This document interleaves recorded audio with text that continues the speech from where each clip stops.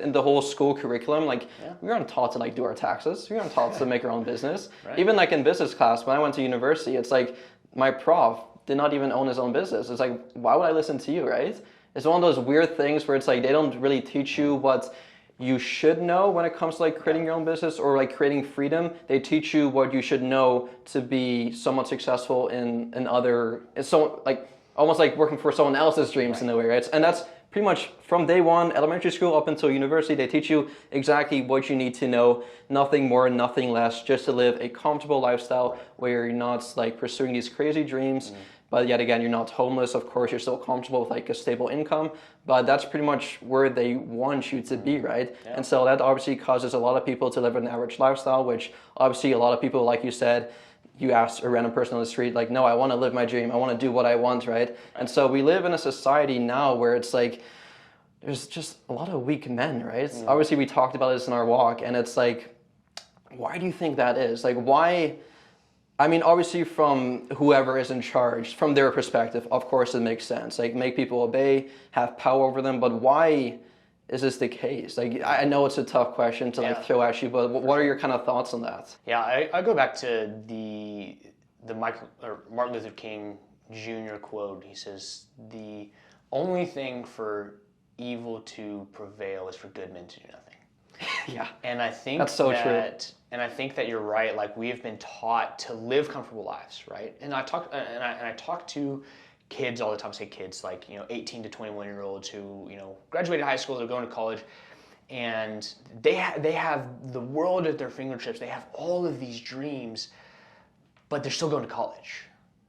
And they're still, like, the trajectory that they're on leads to an average lifestyle. But they're just doing what they're told, right? It's like, you can't blame them, can you? They're doing what they're told. And it's funny because your parents will tell you when you're super young, like, you can be whatever you want to be. You want to be an astronaut, be an astronaut. If you want to be a president, be a president. Like, if you want to be this celebrity, be a celebrity. But when the rubber meets the road, and here's the thing, young men, your parents want you to be safe. That's their job. Yeah. That is their job, is to keep you safe.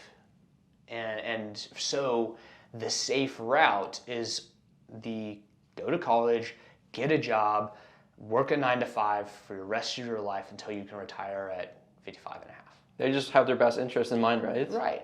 But if you really want to live an above average life, you have to be willing to think outside the box when it comes to making money. And the traditional way to make money, again, kind of going back to that, the traditional way to make money is go to college, get a job, work for somebody else to receive a paycheck. An entrepreneurial mindset and a mindset of freedom is, how can I leverage my skills, my talents, my knowledge, and my ability for someone else to be able to receive compensation for it, right? So if it's go out and mow yards because you're 18 and you don't have a lot of work experience, but you're strong and you have endurance and stuff like that, go buy a lawnmower for a couple $100 and go mow yards and make money. Like, you can make good money just going around and mowing yards for people while you are building and working on your dreams.